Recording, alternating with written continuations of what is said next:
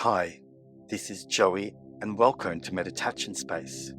In this exercise, I'll share how mindfulness can help you become however you want to be, rather than simply reacting to the stresses of work, news, and responsibilities. By now, you're probably feeling a little more comfortable with mindfulness practice, and you may also feel the potential of what mindfulness can do for you. For example, what would it be like if you weren't worried about work or your mortgage, or feeling overwhelmed all the time, or feeling tired from all of your chores? What if, instead of feeling overwhelmed, bored, or stressed, you were able to step back and say, "Oh, okay, that's overwhelm," or "Oh, okay, that's worry. Okay, that's just stress. I got this," rather than saying, "I am stressed," rather than feeling as though you're in the middle of it all. Instead, just recognizing that, okay, that's a thought or that's a feeling. For some of you, that may sound weird or crazy woo-woo, and you may well think, "Yeah, but you don't know my crazy situation." And you're right, I don't. But remember, it's really important to see that this practice of mindfulness takes time for change to happen. But change does happen. For people who are successful at what they do, it's a habit of a lifetime, or at least a habit of a good few years. We're not just talking about doing better at work or feeling less stressed. This is about living on your own terms. This is about choosing how awake and present you want to be for the life you're living right now. This is about enhancing your presence, your wisdom, your compassion, and your effect on the world inside of you and outside of you to the absolute best of your ability. How do you want to be when you're older? Mindful. Every time you realize you're distracted and you're taking the time to acknowledge it, something is changing, not only in thoughts and consciousness, but also in the brain itself. If you experience stress, overwhelm, or anxiety a lot, then it will be really uncomfortable and you'll probably want to get as far away from it as possible. And that's understandable. But it's also really important to acknowledge that you can't stop anxiety. Everyone's tried it. It doesn't work. What you can do is develop a different type of relationship to it, where you eventually feel at ease with it, and potentially can even start to embrace it as a way of further understanding the mind. So as you move through your day-to-day, remember that idea of being aware, simply being aware, being present for the sensations in your body. Whenever you remember to do this, it's quite an amazing thing because all of a sudden you're actually present. Again, it's as though you cut the negative feedback loop. You step out of the loop of thinking, which fuels the emotions of stress and overwhelm. And instead, you're actually present with your body and what you're doing. On the one hand, it's a very ordinary feeling. And yet on the other hand, it's an extraordinary feeling because we experience it so rarely. Just remembering to be present, simply being aware. Excellent, well done. So, to recap, if you experience stress, overwhelm, or anxiety a lot, then it will be really uncomfortable and you'll probably want to get as far away from it as possible. And that's understandable. But it's also really important to acknowledge that you can't stop anxiety. Everyone's tried it. It doesn't work. What you can do is develop a different type of relationship to it, where you eventually feel at ease with it, and potentially can even start to embrace it as a way of further understanding the mind. So as you move through your day-to-day, remember that idea of being aware, simply being aware, being present for the sensations in your body. See if you can begin to trace back all those people who are involved in your interest and meditation. Someone might have given you a book, read you a poem, played you a piece of music, told you about their meditation experience, let a sense of them, recollection of them come into the room with you. Consider including those who have really hurt you, not just those who you find a little bit annoying or irritating, but someone whose actions have really brought you to an edge so that you almost said, "I've got to find another way to be happy. I have to look more deeply into life." After all, they're a part of why we're here now as well. Maybe you had a teacher who instilled love of learning and a willingness to be adventurous. Maybe you had a parent who instilled confidence in your ability to try new things or explore new terrain.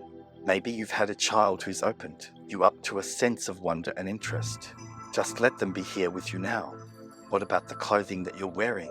How many forms of life, how many people, how many beings have been involved in a growing of that fiber, creation of cloth, transporting it, selling it, the creation of the building in which you're sitting, or the stewards of the plots of land if you're outside, all the forms of life involved in the food that you've eaten today. Preacher in the earth who planted that seed and nurtured that crop, who did the harvest, transported the food, sold the food, prepared the food. You can see that none of us is actually independent, alone, or cut off, however alone we might sometimes feel. They're all a part of the greater fabric of life, this immense web of relationships and connections and influences, this immense web of interdependence. We arrive at this moment in time born by a sea, an ocean of conditions. If we look at a tree, we can see it as just a tree, or we can look at a tree and sense the soil and everything that affects the quality of that soil, which is nourishing the tree, the rainfall, everything affecting the quality of that rainfall, the sunlight and the moonlight, the quality of the air. Is the tree just a tree, or the confluence of all these conditions coming together, moving, changing? And so too we can see ourselves. Meditation on seeing the good, even though our more habituated tendency might be to remember the things we've done wrong and the mistakes we've made, the things we regret. We can consciously shift our attention to include the good within ourselves, and so too when we look at others. This is not an exercise meant to deny that anything is wrong or regrettable, but if we look at somebody and we only think about the mistakes they've made, then a tremendous sense of self and other and us in them can be reinforced. Whereas if we include even one good thing, if we can think of it, then a bridge is built so that when we honestly and directly look at what's difficult, it's more from a stance of being side by side rather than across this huge gulf of seeming separation, beginning with oneself, just in a relaxed, easy posture, however you feel comfortable. See if you can think of one good thing you did yesterday. It may not have been very big or grandiose. Maybe you smiled at somebody. Maybe you listened to them. Maybe you let go of some annoyance at a slow clerk at a store. Maybe you forgave yourself for not saying something totally correctly. Maybe you were generous. Maybe you sat down to meditate. Maybe you thanked a bus driver. It's not conceit or arrogance to consider these things. It's quite nourishing, replenishing to take joy, to take delight in the good that lives through us, that we can manifest.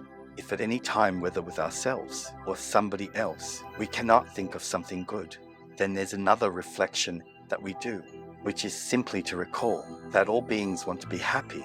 Everybody wants to be happy. This urge towards happiness is nothing to be squeamish about or feel funny about. The problem is not the urge. The problem is ignorance, not really sensing where genuine happiness might be found, and so making the mistakes that might cause so much suffering for ourselves or for somebody else. That urge toward happiness itself is rightful, it's appropriate. When we can combine it with wisdom instead of with ignorance, it becomes like a homing instinct for freedom and can help us cut through many obstacles. We start with ourselves and then with others, looking for the good. If it's just not going to happen that way, we switch to this other reflection, recalling that all beings want to be happy. Think of a benefactor, someone who's helped you. Here their good qualities might come in a rush. You can appreciate that about them, those aspects, those efforts, those acts of kindness. Think of a good friend, appreciate the good within them. Think of someone you know who's having a difficult time right now. They're ill or hurting. Think of the good within them, the times they've reached out to help others, their own sources of strength. You can see that this person is not just the problem, but something bigger.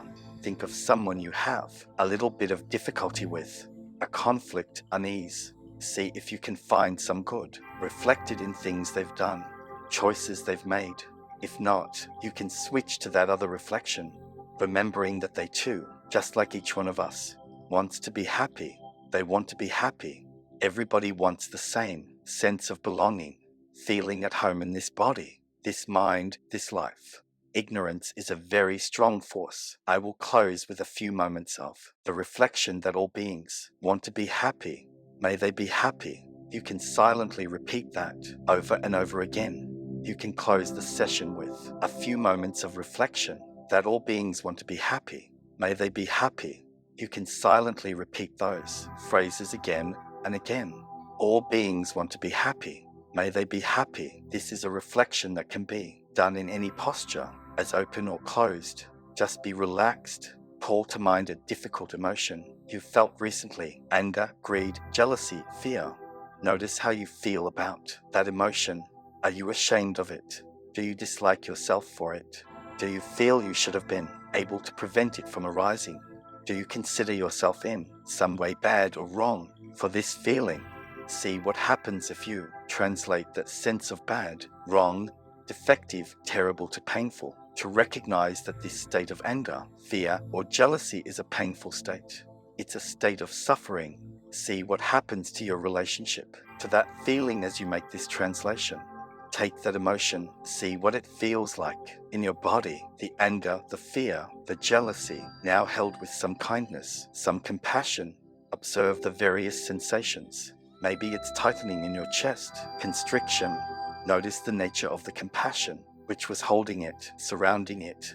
The pain is there, and the compassion is there. Notice the effect if that sense of bad and wrong and terrible comes back. Now imagine someone you know, filled with that same emotion: jealousy, anger, fear, greed. Notice what happens as you describe to yourself those states of emotion as bad, wrong, terrible, horrible. What happens as you respond to them, the states of pain or suffering. You can reflect on the fact that we can't seem to control the arising of these feelings. We didn't invite them. We didn't wish for them. As conditions come together, they arise and we see our own greed, jealousy, hatred, and so on.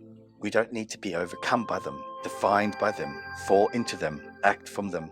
We're actually not able to prevent them from arising. This is just in the nature of things, for ourselves and for others.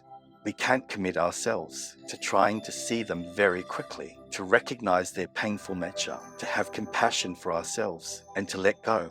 We can't commit ourselves to remembering that when someone else is acting badly, the state that is likely motivating them of greed or hatred or fear is a painful state, and we can have compassion for them, even as we may take strong action to try to change the situation, protect ourselves, or take care of someone else. Our motive in doing so need not be a sense of disgust or aversion, but can be that recognition of the pain they too are in, bring up a joyous feeling, perhaps a memory, a plan, an encounter, and feel the emotion within that sense of delight, gratitude, wonder, whatever it might be.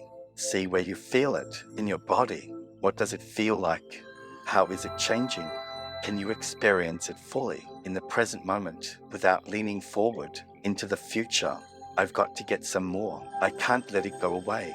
If you see those kinds of reactions in your mind, settle back, come back into your body, feel the different sensations being born of that emotion in this moment. Bring up a difficult emotion. Let's say it's anger. In the same way, feel it in your body. The circumstances, the provocation, the plans for revenge don't really matter. In this meditation, we're focused on the feeling itself. So apart from the story, what does the anger feel like in your body? Or does it feel like it's a mood? It's not just one thing. It may be moments of sadness, moments of fear, moments of frustration, moments of helplessness. Just watch them arise and pass away to make up this emotion we call anger. Notice that neither the joyful state or the angry state is permanent, fixed, unchanging. You may find your attention going back into some story. First, I'm going to do this, then I'm going to do that. If you can recognize that, just let go of it. Come back to your direct experience in the moment. What am I feeling right now? And what does it feel like? What's happening? What's its nature? And even after you've finished the formal session of meditation, see if you can bring some of this skill into your encounters throughout the day. What am I feeling right now? What does it feel like? What's its nature? Letting go of thought. In this meditation, you can sit comfortably or lie down. Close your eyes, or if you're keeping them open, Just find a spot in front of you to rest your gaze, let it go, and center your attention on the feeling of the in and out breath at the nostrils, at the chest, or at the abdomen, just the normal natural breath. And as you feel the sensations of the breath, you can make a very quiet mental notation of breath. Breath with the in breath, with the out breath. And then when a thought arises that's strong enough to take your attention away from the breath, simply note it as not breath. It's not the breath, and you can recognize it in just that way. It doesn't matter if it's the most beautiful thought in the world or the most terrible thought in the world, the one you would never disclose to anybody else. It's simply not the breath. You don't have to judge yourself. You don't have to get lost in the thought or elaborate it. You recognize it's not the breath. Very gently let go and bring your attention back to the feeling of the breath. It's breath and not breath. Some of your thoughts may be tender, caring. Some may be very cruel, hurtful. They're not the breath. See them, recognize them, let them go. Bring your attention back to the feeling of the breath. The thoughts are like clouds moving through the sky. Some are very light and fluffy looking, very inviting. Some are quite ominous and threatening, but they're not the breath. Just let them go. Our habitual tendency is to grab onto a thought, build an entire world around it, or push it away, struggle against it. Here we stay even, balanced, calm. We simply recognize it's not the breath. Very gently let it go. Bring your attention back, one breath at a time. And when you feel ready, you can open your eyes and relax. Don't ask what the world needs. Ask what makes you come alive and go out and do it. Because what the world needs is people who have come alive. This is a quote from Howard Thurman. Don't ask what the world needs. Ask what makes you come alive and go out and do it. Because what the world needs is people who have come alive. Let the words in this quote sit with you for a moment. Don't ask what the world needs. Ask what makes you come alive and go out and do it. Because of what the world needs is people who have come alive. Becoming aware of any feelings, sensations, thoughts, or images that might come. And what do you notice? What makes you come alive? What can you do with that? Asking yourself, what makes me come alive? What can I do with that? What are the times when you feel most vivid, energized, engaged? What patterns emerge when you look at the times or circumstances that your unique gifts shine through? What are those patterns? Our passionate responses to life are like a string of shining lights guiding us home to ourselves, into deeper meaning. These lights are the talents, perspectives, and gifts that long to be expressed through us for the world. So now is the time to ask yourself, what makes me come alive and what can I do with that? We're often guided to try to find our bliss and to follow that, but following this directive can be like chasing sunshine. We can often better know what is meant for us or what makes us really come alive when we notice the circumstances that light us up from the inside and make us shine. So what is the pattern of these circumstances that really light us up from the inside that make us shine? Remembering that the world doesn't need us to do specific thing. The world needs people who come alive. Here is a poem. The river is famous to the fish. The loud voice is famous to silence, which knew it would inherit the earth before anybody said so. The cat sleeping on the fence is famous to the birds. Watching him from the birdhouse, the tear is famous briefly to the cheek. The idea you carry close to your bosom is famous to your bosom. The boot is famous to the earth more famous than the dress shoe, which is famous only to floors. The bent photograph is famous to the one who carries it and not at all famous to the one who is pictured. I want to be famous to shuffling men who smile while crossing streets, sticky children in grocery lines, famous as the one who smiled back. I want to be famous in the way a pulley is famous, or a buttonhole not, because it did anything spectacular, but because it never forgot what it could do. So, what can you do? Can you remember what you can do? What makes you come alive? Remembering not to ask what the world needs, but to ask what makes you come alive. 2. Remember that. To go out and to do that because of what the world needs is you to come alive. Till next time.